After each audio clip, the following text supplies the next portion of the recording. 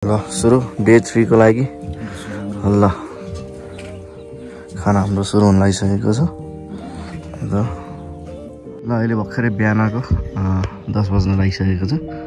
बिहानको पुरा भ्यू देखिन्छ यहाँबाट। साबेत भन्ने ठाउँ चाहिँ यतातिर रहेछ है।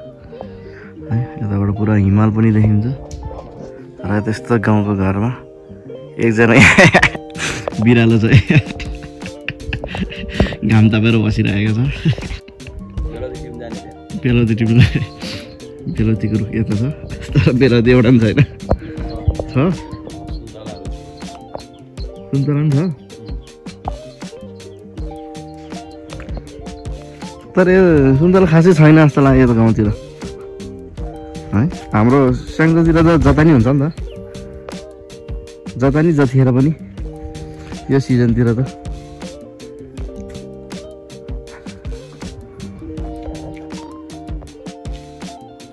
बाजु पनि घाम तापिरहेको छ। अब जाने होला नि है।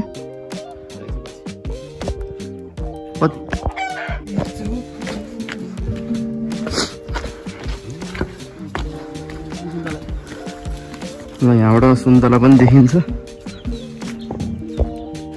तर खासै देखिन्न। एउटै यो छेउछेउतिर रहेछ।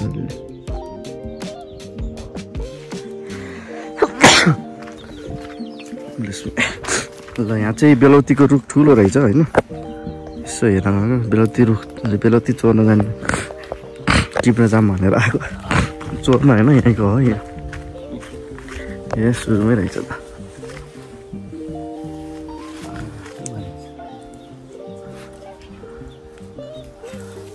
सबभन्दा बलियो रुख भनेकै बेलौतीको। किन?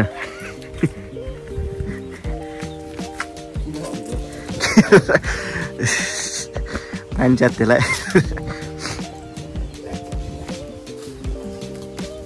हङकङको हो नि त।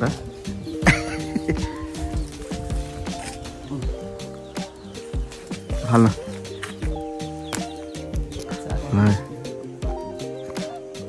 कुहिन लगाएर रहेछ। किन यस्तो भयो त? यो त कुहिए रहेछ। धेरै राखिराखे कुहियो होला है। नखाएर कुहियो।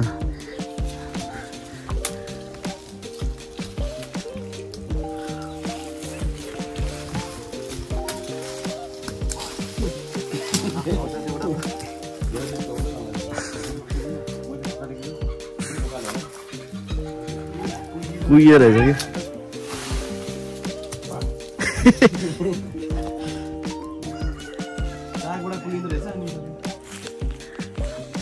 पाइल्स हो।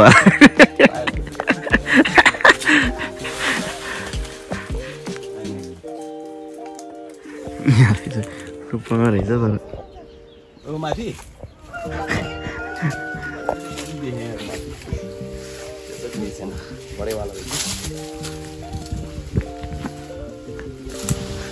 बलियो भन्दाखेरि भाँच्चला फेरि बलियो हुन्छ। अब आफ्नो खुट्टा कम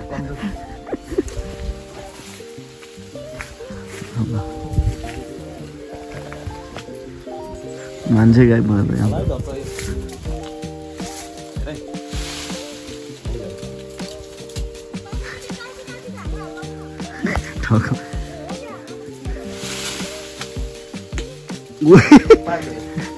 पाक पनि कसो ट्वाक कराएको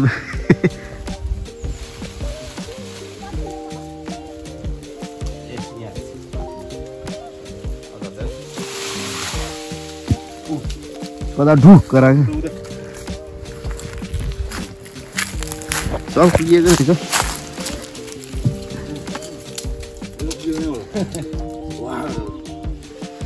ढुक करायो कुहिएको हुन्न टाउकोमै झर्ला।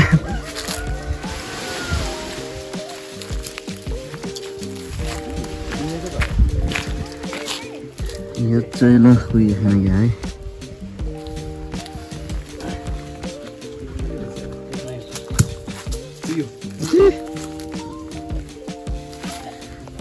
अंकुश चाहिँ स्पेसली मेड फर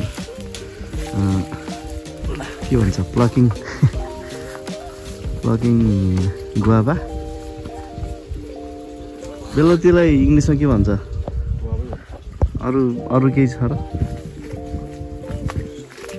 गुवा भन्दा नि नसुहाए जस्तो हुँदैन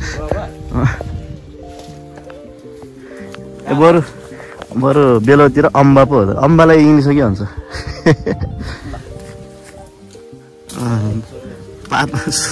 कसलाई सोरी भनेको मैले गलत हाँगा झारेँ भनेर क्या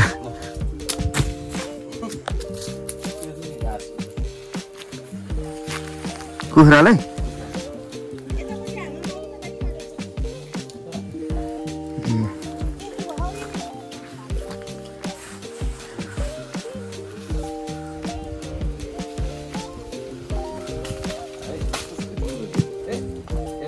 हामफल हो हामफल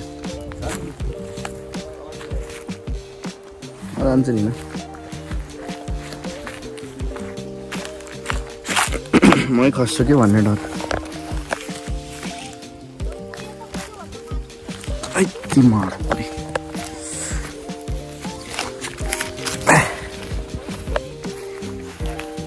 खसेको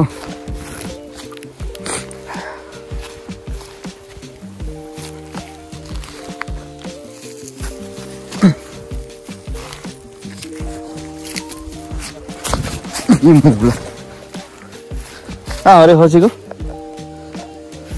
आँखा झिँ बेलुती गएको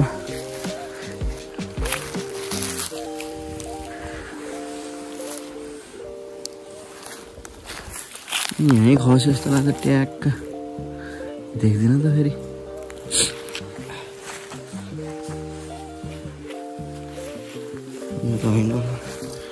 यो त ओखर जस्तो यार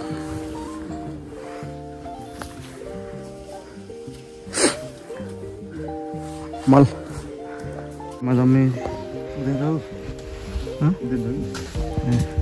ल राम्रो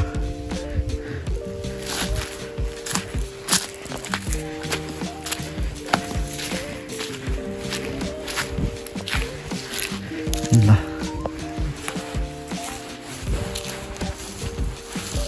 गोजी पुगेन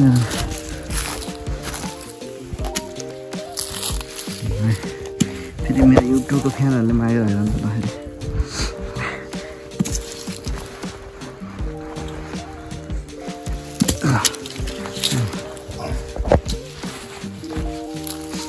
4 5 7 8 9 10 11 12 13 14 15 16 17 16 17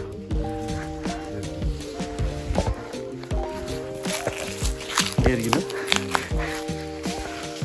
खाँदै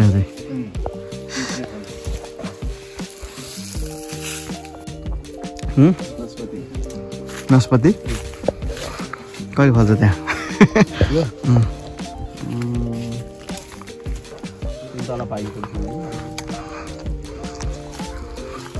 फल दिने उस भइसकेको सुन्दर त्यो फल दिएन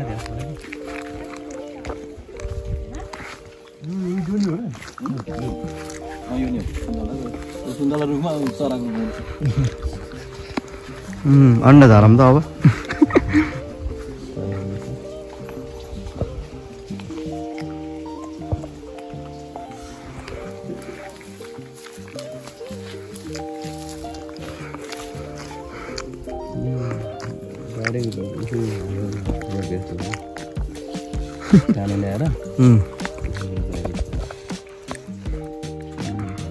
हाइब्रिड भने जस्तो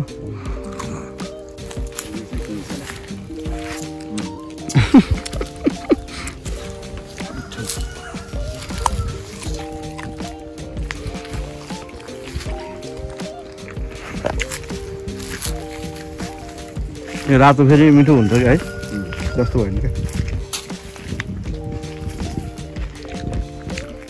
गाउँतिर त धेरै भयो नि यसको रक्सी पार्छ कि रक्सी स्याउको रक्सी भने जस्तै बेलुती रक्सी बेलुती रक्सी आँपको रक्सी सुन्तला भन्नु एउटा तिनवटा अलि पाकेको हुन्छ यो हेर्दा यो जस्तो अझै अलि बढी पाकेको रहेछ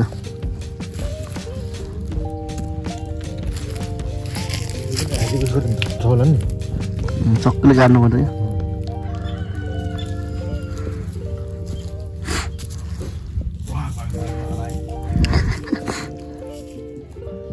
माउन्टेन पनि डेन्जर टिपे त्यो के हो यो त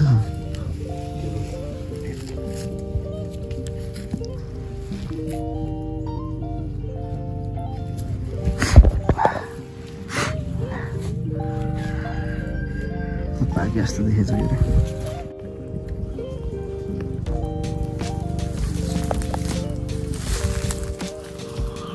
अरे मा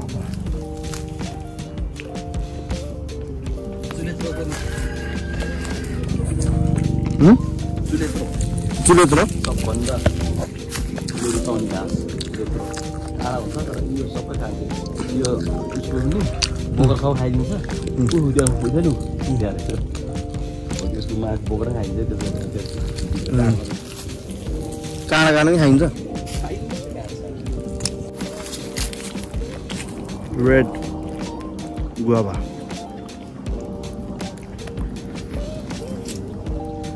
उयो चाहिँ क्या हो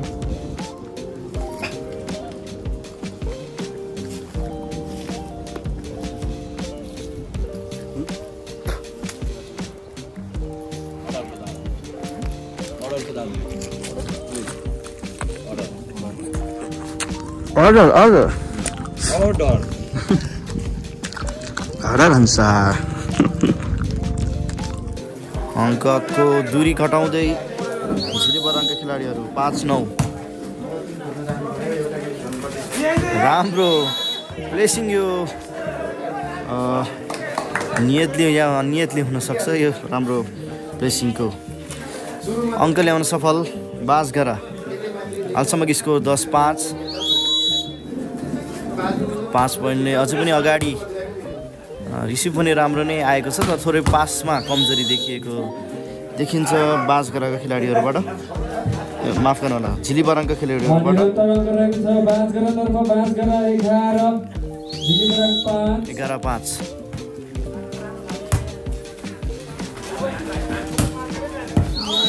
अहिले पनि बल बाहिरिएको छ फेरि पनि अङ्क बाँसगारालाई नै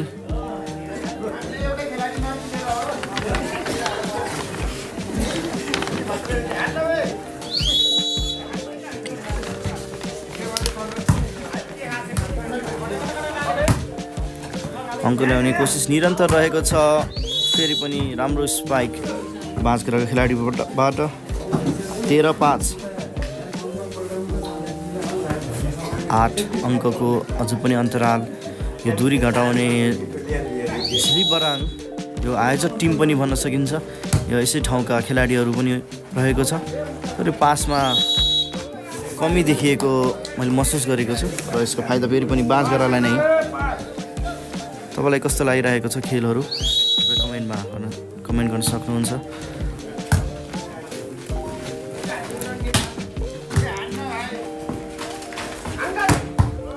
क्रिस्टोफर जर्सी नम्बर 4 को तर्फबाट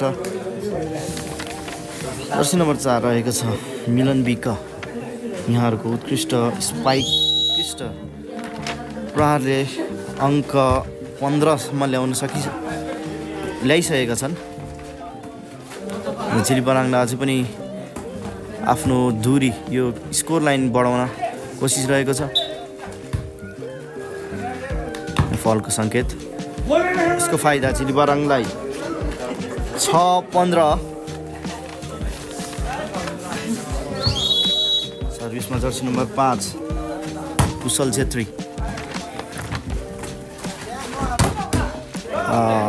हाम्रो स्पाइक ब्लकको कोसिस रहेको थियो आजको चाहिँ हामी अलिकति ढिलो भएको कारणले यहाँ चाहिँ के साथी त रेडी भएर बसेर पुरा खाना दिनु आज चाहिँ समोसा तरकारी जस्तो चटनी